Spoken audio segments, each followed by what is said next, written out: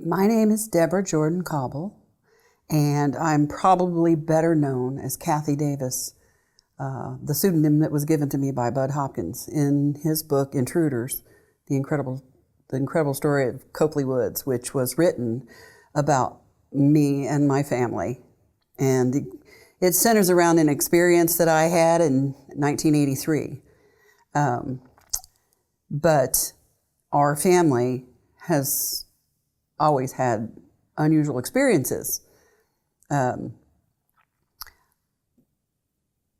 When I was growing up, I just assumed that everybody had strange things happen to them once in a while. Saw strange shadow things or lights in the sky. The neighborhood that I was born and raised in was known for them all climbing up on the roofs sometimes to look at a UFO they thought was flying by. So, to me, that was normal. I didn't know any better. I was just a little kid. And I quickly found out once I entered public school that maybe wasn't quite so common. And I also quickly learned how to keep my mouth shut. Didn't want to get made fun of. But I had an experience after having moved back home with my parents at the age of about 23. I had been married and was getting divorced, and I had two small children. So I moved back home with my mom and dad to try to get back on my feet again. And the night of this experience, I had been eating dinner, and I was at the kitchen sink washing my hands, getting ready to go cut some patterns with a neighbor that lived behind us for a little extra spending money, because she was a seamstress. And I had noticed a strange light in the pump house of the swimming pool that was next to my parents, in my parents' backyard. And I mentioned it to my mom. I said, the light's on in the pump house, and it shouldn't be, because I was the last one out there, and I know I shut the light off and shut the door. I said, do you want me to go out there and check things out? She's like, no, don't worry about it. Your dad will get it. And my dad was a second shift electrician at Ford, so he would have been coming home later on that night. I said, well, I'll check it out as I leave. So I got in my car, and the way the house is set up, one part of the driveway goes down to the garage in the front, but another part forks off and goes alongside of the house and then around a turnaround back where my dad had a workshop. So, and the swimming pool was between the workshop and the house. So I decided to drive around that turnaround and come back down. I could get a good view of everything in the backyard and make sure everything was safe, because I was leaving my mom with my two little kids, even though I was going to just be one street over. And I certainly wasn't thinking about UFO stuff at the time, but I was thinking about maybe, prowlers. So when I got, it maybe 5 minutes time, I got back to where I could see before I left. The light was gone and the door seemed to be shut, but I also noticed that the pedestrian door to the garage that was attached to the house was now open. And I knew that had been shut. It never opened. But instead of stopping, which I don't know why I didn't, because normally I probably would have, I just went on ahead to Deanna's, and as soon as I got there, I called her. I called my mom, and I told her what I'd seen, and again asked her, do you want me to come home? And she's like, no, don't worry about it. I lock the doors. It's probably nothing. Your dad will be home pretty soon, and it's fine. So I hung the phone up, and as soon as I hung it up, it rang again. Being in my friend's house where I'm comfortable, and I was standing right there, I just picked the phone up and answered it. And it was my mother. And she sounded weird. She said, I need you to come home right now. And I'm like, well, what is wrong, Mom?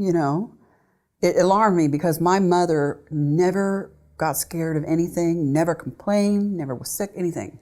When I was saying that to my mother, my girlfriend and her husband could hear me, and I guess Larry heard the tone of voice and realized I was alarmed, and he said to me to tell your mother to call the police. That's what we pay him for, because he knew I was upset and from what I, alarmed and what he could hear me say.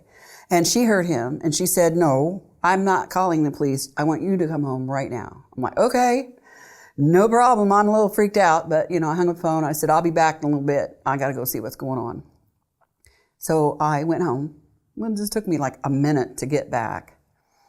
Pulled back up against that, again on that side drive, and stopped at the side of the house and got out and went into what we called the Florida room, this little patio room my dad built off the dining room there. And I walked in and my mom was standing out there. And I didn't see anything in the yard. And I said to her, I don't see anything, but I'll go out and look. And Dad kept a shotgun, not loaded, next to the trash smasher in there. And I picked it up. And my mom says, well, that's not loaded. And I go, well, they don't know that. I'll get close enough to them, I can smack them with it, And I'm not a brave person, so the fact that I even did any of that still amazes me. I am brave now, but back then I was not. I'm a whole different person now. But I went out and looked around, didn't see anything. Went to the pump house, looked inside, and nothing amiss. Didn't see anything amiss in the backyard. And I headed towards, I found my dog, who had been in the garage, actually, under my dad's ladder truck back by his workshop. But she would not come out from under that truck. And that was very unlike her because she was my dog. And I'm like, come here, Penny, come in, and she's like, making dog whiny noises and would not come out. And I'm like, fine, stay there. I ain't got time for this. Went to the garage, went inside the pedestrian door, and I'm walking around like Elmer Fudd, who's stalking the rabbit, cussing a little bit, trying to be posturing like, I know you're in here, I'm gonna, and nobody's in there. There were a couple mattresses leaned up against the wall, and I thought, there's the only place someone could be hiding because I can see everything else. So somebody got to be in there behind that mattress. So I'm sneaking around there, getting ready to stick the gun back in there, and I'm like, I'm gonna shoot you, blah, blah. All of a sudden, I feel like I'm on fire. I'm stopped in my tracks. I feel like every inch of my skin is burning. And it's almost like I can feel every molecule of my body vibrate. And I'm like frozen with fear, and I'm thinking, oh my God, my thought was, I have to get out of here right now. So I head to the pedestrian door. And as soon as I get into the doorway, something hits me right here in my, solar plexus, right here, like a punch in the gut, but a light so intense that my eyes, I know they had to be closed, but yet the light was so intense that it like burned my eyes. And I thought, oh my God, I'm dead. I remember thinking, I'm dead. This is what it feels like to die, I just kept thinking, I'm dead. And the light was so intense, and it was like I couldn't move, and I could feel every morsel of my body vibrate, like intense. And it was so intense, and in retrospect, I think I couldn't have survived something like that for more than a second or two. But it seemed like time almost stopped. And it seemed like it was going on forever, but I know it couldn't have. I felt the vibration stopped. The light quickly became less intense. But I found that, number one, I couldn't move. Number two, my vision was jacked. Like, have you ever gotten your picture taken with a big flash cube and you got it in the eyes, and then you see these crazy spots for like an hour and you think you're going to go blind because you've ruined your eyes? That's what my eyes were doing that so bad that it was very difficult for me to see detail in front of me. I could see movement, but I couldn't see, live these spots. And then I felt something pull down on my shoulder from behind me, and from behind me or somewhere, I could not see anybody, but I could hear a voice say, that was unfortunate, in reference to the pain that I felt. And then I felt a stab in my ear that felt, I could visualize like a red hot needle being shoved into my ear. And yet I couldn't scream, I couldn't move. I just had to stand there and take it. But it was brief. I noticed a light in front of me, maybe 20 or 25 feet in front of me out into the yard, about the size of a basketball, and it was much softer than what had hit me in the chest. And it went down slowly to the ground and then back up again to where it was. And I got the distinct feeling that it was looking at me. I don't know why, but it was looking at me, which freaked me out.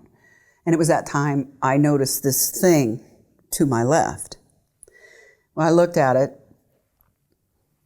I was mortified.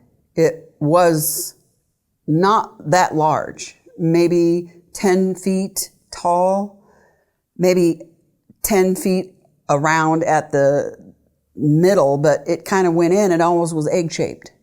And for the life of me, I can't really tell you whether it actually was even touching the ground or not, because it almost seemed, was down there, but it almost seemed as if it kind of bobbled just slightly, you know what I mean?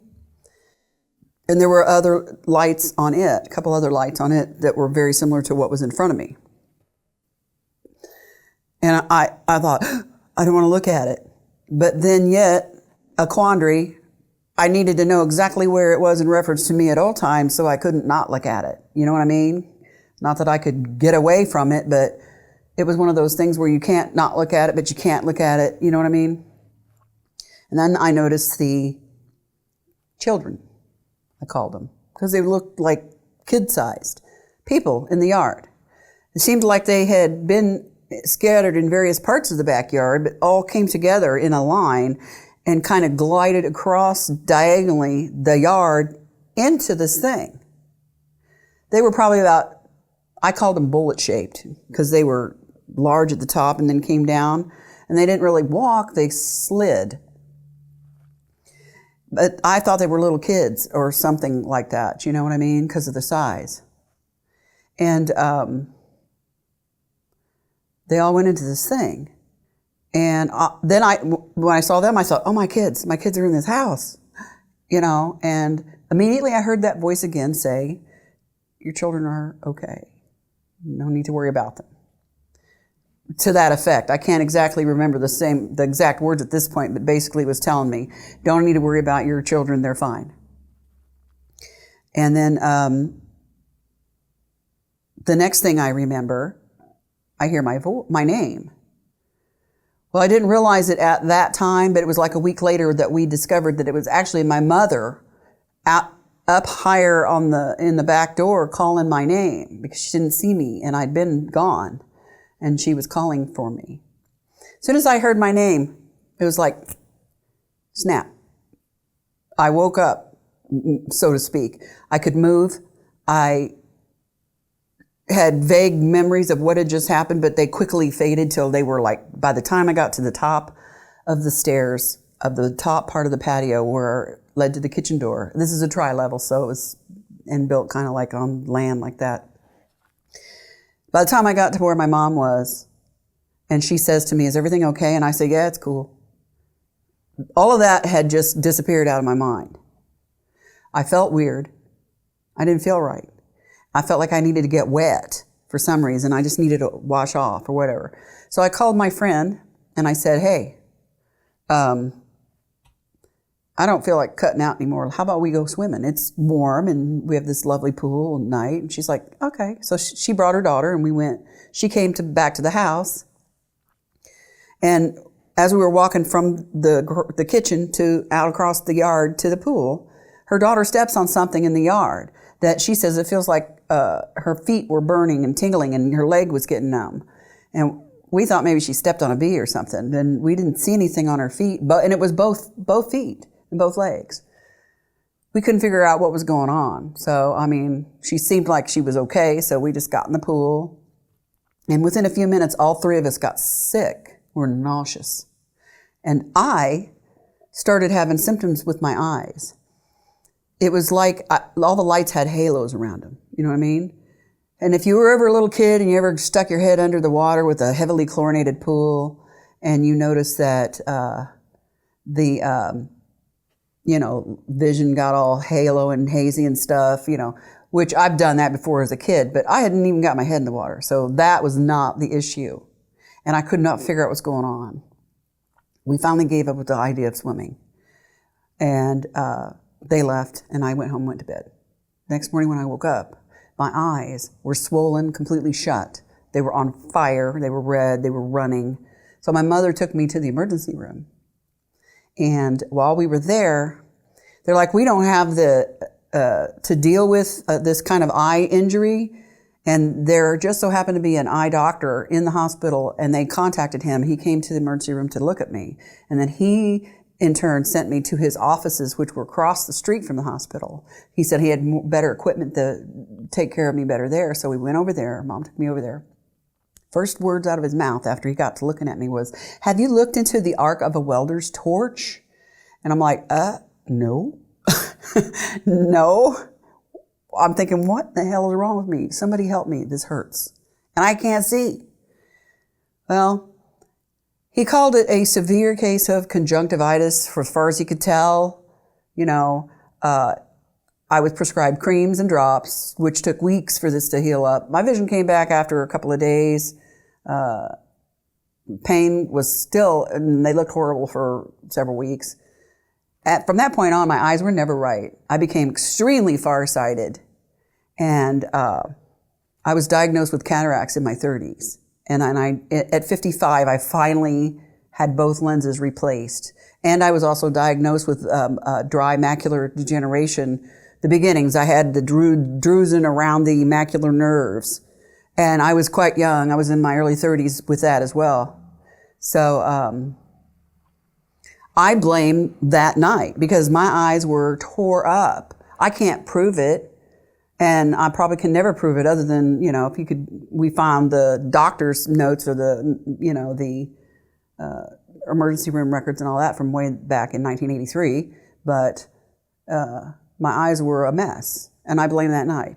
Also, for about a year after that, I was sick all the time. My glands would swell up. My immune system was shot. I caught everything that came to town. I developed a lot of irregular heartbeats. I started having panic attacks and anxiety. And I think the first few months after that, I basically had a nervous breakdown. I started to remember things. That following, the weekend after that happened was when the mark in the yard first appeared. It kind of bloomed. I don't think it really happened overnight. It kind of bloomed. It took a couple days. Maybe. We just noticed it a couple days later, but I'm guessing. The first thing my mother said when she saw this mark in the yard was, "Oh, that's where the UFO landed." And I looked at her like, "What did you just say?" I said, "What?" to her. I looked at her like all crazy. And then I started looking at the mark, and it was like something in my head clicked. And I saw these two big black eyes, watery, shimmery black eyes, like superimposed over this mark. And it was like somebody pulled their finger out of the dam. All these memories just came back, and they continued to come back for like a year. And not just memories of that night, but memories of things past when I was younger, things that I'd had happen and just had stuffed away and tried to forget or forgot about. I got very crazy for the first few months after that. I couldn't sleep at night. As soon as the sun went down, I'm up.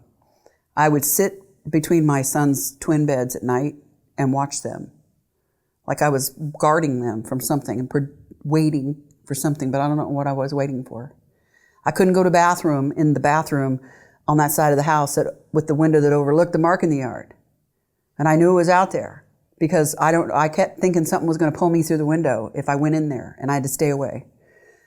All kinds of paranormal activity began to swoop down on the house. We had had little bits and pieces of it over the years as I was a child growing up. I was accustomed to it. This was intense for this year after that. Like, I smoked at the time, and I took a drag off my cigarette and reached over to flip my cigarette like that over this giant amber glass ashtray in front of my mom and sister. That giant glass amber ashtray split in half with a loud crack. And one side slid to one end of the table and one side slid to the other, and all the butts sit in the middle of the table. And I was like, "Oh, cool. Did I do that?" And my sister's like, I'm going home now, see ya. And my mom's like, damn, that was a good ashtray. So, we all three had different reactions to it. Lights turned on and off.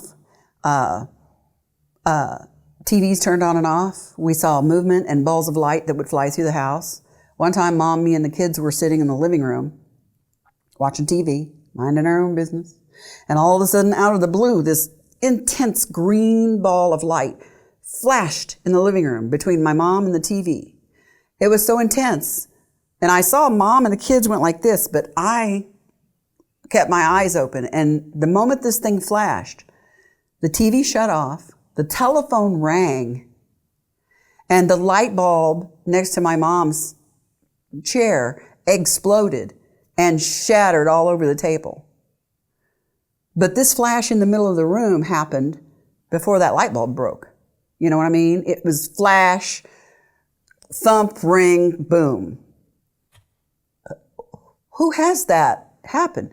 Even my stepdaughter one time, years later, we always would have these like white balls of light that would float through the house. They were either white or blue. The only time we had the green was when that happened. And it, like I said, it rang the telephone, which I got up to answer, and it was just a dead call. I started to like collect things, seeds and stones, pieces of stone, different kinds, rock collections and stuff in my room for that 1 year. And also during that 1 year after that, Mark in the Yard, I had this weird thing happening to me where I would be asleep, fine, and all of a sudden these images and phrases and words would wake me up out of a sound sleep. And the only way I could make them go away was to write them down or draw the picture of what it was I saw. Once I did that, it would leave me alone. I'd go back to sleep. And it happened like daily sometimes. And eventually it was weekly, and then it finally wore off. But for a year, it was really intense for the first part of that year in 1984. I wrote down all kinds of weird stuff that don't make any sense to me because I'm not a scientist or anything like that. And I don't understand those things, but I just wrote them down. Such as time is a vehicle and light is to heal. You can heal and travel and even nourish with light. Just stuff like that. And the drawings I did, which I put in the book and I show when I speak, many of them eventually, these were all done in the early 80s and then eventually like in the early 2000s, crop circles started to show up, and a lot of my drawings were extremely similar, if not identical, to some of these crop circles. And I'm not the only person that's done this. There's hundreds of people that I know of, and probably thousands that have done this. I could be driving down the street, minding my own business, going to work or whatever, and an image would pop into my head. Or a phrase. It'd only be one sentence. Or even a few words.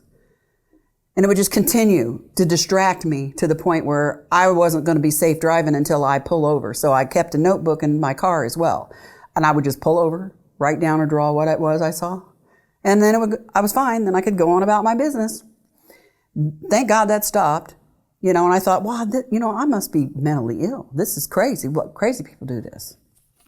But I kept all these things. And held on to them. Well, anyways, back to early 1984, I had read a book called Missing Time by Bud Hopkins. I couldn't finish it. I kept trying to read it, and every time I read pieces of it, I would have a panic attack, and I'd have to put it away. I remember I ended up going to the emergency room twice in 1 week because I thought I was having a heart attack. And my mother finally connected the dots, and she said, you need to take that book back to the library. We can't afford this. I'm like, fine, I got you. I went back to the library and got the book because I knew in the back of the book there was an address where you could contact the author, because somehow I felt what was happening to me, what had happened to my sister in 1985 was something he would know about, and that maybe he could help me, because I just wanted to be normal. I didn't ask for this. I didn't go out looking for this. In retrospect, perhaps I was even born because of it. I don't know, or for it. But at that time, I just wanted to be normal. I wanted it to stop. So I wrote him this long, long letter, and I was still timid to be telling him about June 30, 1983. So basically I told him about my sister's experience in 1965 when she was taking my mother to a bingo game, saw the UFO in the church parking lot, and felt compelled to pull into the parking lot. And the next thing she remembers is it's dark and it's now time to go get Mom from the bingo game. And she didn't remember this whole evening. She disappeared, time disappeared for her. But I wrote about that in the letter to Bud. So I figured I'll just toss my older sister under the bus. So he'll think she's crazy. And then at the end of the letter, I said, oh, by the way, this stuff happened in 83 in June, and it left this big mark in the yard, and I sent him a picture. And I gave the letter to Mom. I said, mail this, please. She's like, what is it? And I told her, she's like, okay. Later, she says, I almost threw that letter away like 5 times. And then she said, something in me said, you better mail it. So she dropped it in a mailbox one day on impulse. Well, like 2 months later, I'm going out, and my mom says, when you were gone, that guy who you wrote to that wrote that book called. And I'm like, what? And my mind was reeling because I knew at that moment this was the beginning. I had reached the point of no return. I can't go back now. I have to go forward with this. And I'm going to have to talk about it now. So I called him back and we talked.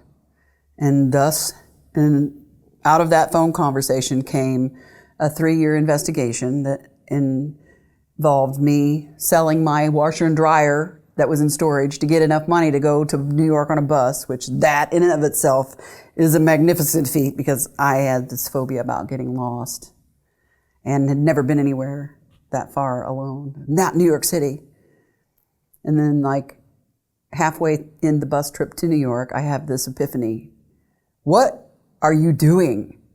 You're going to New York City? I'm from Indiana, so that was a big scary deal. New York City to see this man who wrote a book about UFOs, who could be an axe murderer? What is wrong with you? What are you thinking? You are nuts. Then I thought to myself, oh, well, I'm here now. But, Bud pretty much saved my life. He gave me back my sanity because he believed in me. He didn't make fun of me or what I was telling him, and he did his best to help me. He wasn't always successful, but his compassion, helped me so much. He connected me with other people that had these experiences that I had no idea existed on the planet, and made me feel, at first it scared me because I thought, oh, well, there goes my idea that I can just write this off as me being crazy because these people are seeing the same thing I'm seeing, and they can't be knowing what I know in my head because I've never told anybody. So therefore, the only other conclusion I can make is this stuff is really going on. And on some level, anyway. So once I reconciled that with myself, then it was comforting to me.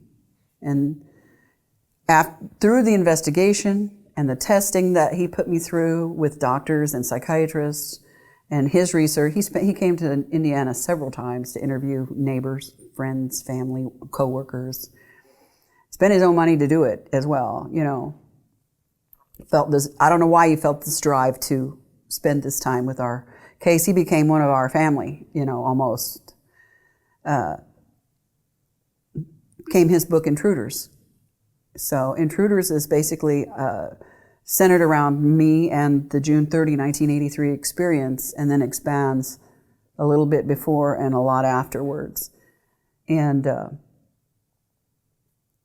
I went with him when he did his book tour, because I felt somewhat of an obligation to help him to promote his book because, number one, I wanted to get the word out and try to help people who also had these experiences not feel alone and feel more confident to talk about it. And, because he sacrificed 3 years of his life and his own money to help me and my family. And I felt I needed to pay him back for that in some way, because I was grateful to him for that. So I went with him, even though it was very uncomfortable for me, because I could be talking about grocery stores and I would have a panic attack just because people were looking at me. I'm just was not that way, you know what I mean? But I did it because for him, and I did it for all the other people out there like me that have had these experiences and don't know what to do with themselves or where to go. The fact that I just found out that there are a lot of people like me was helpful to me. So, and then as years passed, I began to change inside, spiritually, intellectually, all kind of things. And the strange experiences I started to have changed to a different level. And same with my sister, my older sister. So we wrote a book to complement Intruders, which was called Abducted, The Story of the Intruders Continues. And that was published in 1992. And then, of course, when you write a book, then you got to go out and talk about it. So I did. And then I kind of backed away. In 93 and 1994, my late husband committed suicide. And I was traumatized by that. And I had 2 teenage kids to raise. And so I kind of pulled myself away from all of it to focus on other things. And even in all that, the experiences continued on a different level, and paranormal experiences became pulled into it as well, or what you call paranormal. So I got involved in paranormal research as well, and just all kinds of things have changed within me, and now I have accepted a few speaking engagements in the last few years where I feel compelled to, and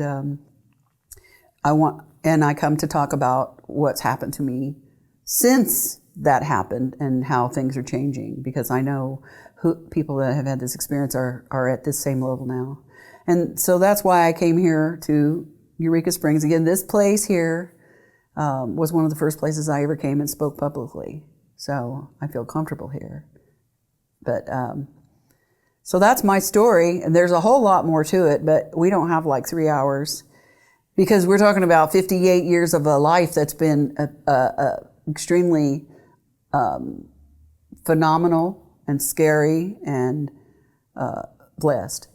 So kind of hard to condense it all into a little bit. But that's the gist of it. Having had the life that I have had and the experiences that I've had and the way I started out, as a child and things that happened to me, throughout my life. I have had a lot of traumatic things happen to me, have nothing to do with paranormal stuff at all either. Also, like my husband's suicide, which was bad enough to be a suicide survivor, but I actually witnessed it along with the sheriff, and that was traumatic. But I can look at that event in my life now and realize the gift that came with it. Because I was forced to become stronger, and I was forced to, and I was given gifts afterwards, gifts from my late husband that reaffirmed and confirmed my belief that we don't die. And just these bodies, but not us. And, I had the near-death experience when I gave birth to my first son. I had eclampsia and I had organ failure and coma, and they had to take him early. And I had to be resuscitated twice during that episode. I've had 2 bouts of anaphylaxis, allergic reaction. Most people don't even live through one, and I've lived through 2. I've lived through 2 tornadoes that took everything I owned. And so the universe has really taught me that don't get attached to stuff, because it ain't that big a deal. First time, it was just a van full of clothes and toys. That's all I had anyway. The second time, I lost my whole home. In 2013, I lost everything and was in the house when we got hit by it was like between an F2 and an F3 tornado. We were right there at 160 miles an hour. And we were ground zero. There was nothing left in my house but 3 outer brick walls and the closet I was laying in. And once the fire department dug me out, I really wasn't injured, you know. And it turns out somebody in Noblesville had videotaped UFOs flying around in the tornado, and it became an episode of Twisted Believer on the Weather Channel. So, you know, well, that's not a surprise, right? But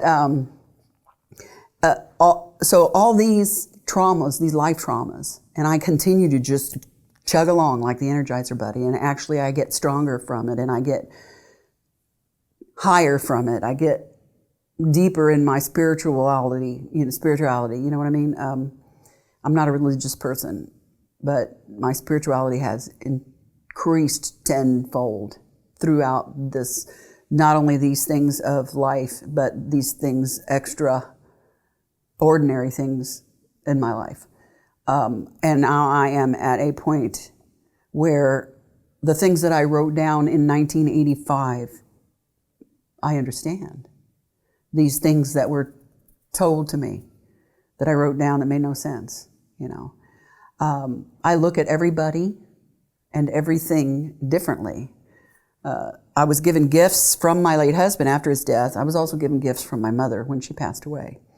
Like I said, that solidify that part of it.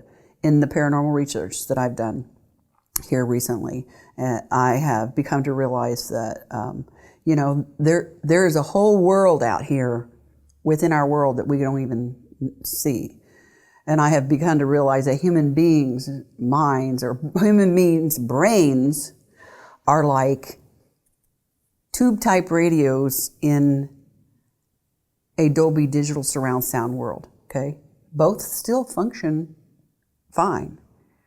One is just clearer and sharper and can pick up more. We're like little transistor radios in a world full of television signals. All this is going on around us, and we're just not made to know it. But I also have come to believe that some of these experiences that I've had haven't been from out there, extraterrestrial in origin, I should say, but more of the ultra-terrestrial or ultra-dimensional. I believe, and these are just my beliefs, I'm not saying this is, you know, written in stone, but from my experiences, my observations, and my gut feelings, there are many universes and many realities. And I think that some of them have become aware of us, just as some of us have become aware of them. And I think there are people on the other side working to develop technology to communicate with us, as well as I believe there are people here doing the same thing. And a picture that I drew in 1984 that I called Casey's Bubbles, this vision that I saw, and I couldn't really figure out what it meant, but I drew it, and it was like interlocking circles that touched, and they looked like soap bubbles that came together and touched, and in that little area where they come together, they become one before they pop. Those little areas, this drawing, these images that I did, these were universes.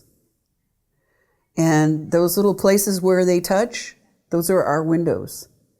Those are where our gateway, our bridge, where we can acknowledge each other. You know what I mean? I captured an EVP 30 years ago, which has been destroyed since that tornado, that I'd given to my mom. And then very clearly you hear an old man say, "Are the spirits listening?" And behind him, another younger voice says, "Can I listen too?" And I had this epiphany that, what if we're the spirits and someone else somewhere else is listening for us? Where those little bubbles touch, sound can get through or whatever, you know what I mean? I feel like we're all connected by this little golden thread or these little soap bubbles that we touch. I believe that human spirit is nothing more than a shard of this massive life that shattered at some point and turned into a gajillion little shards. That we're all a part of the same thing. You know what I mean? And I mean, it's like my brain just kind of blew up and all these things flowed into me. I think about weird stuff sometimes and I'm like, okay, well, that's fine. I'll write it down, then I try to just focus on life. daily life kind of tends to drag me out of that and take my focus away. Because good Lord knows where I'd be if I didn't have to worry about paying the bills and, you know what I mean, going to work and all that. But knowing what I know, feeling how I feel now has super changed how I act, how I relate to other people, how I think about other people, how I think about life, how I think about death, and how I live. And it's made my life so more rich and wonderful, and I want to help other people realize their potential. I feel like you are only limited in what you can do. We're powerful beings, and I believe we almost we have the ability to actually, manipulate our own reality and visualize and create in our own worlds. And you're only limited by you and your belief in what you can or cannot do. I mean, all this is just, my mind has just blossomed open like a flower in the last few years. And I feel it is my destiny or my obligation or my whole reason for being is to help other people see, so they can too experience this blossoming and change their life and the way they feel. Because I feel like if I do that for one other person here, then I've done it for myself too, since I believe we're all connected. And I also feel like the whole world becomes a better place.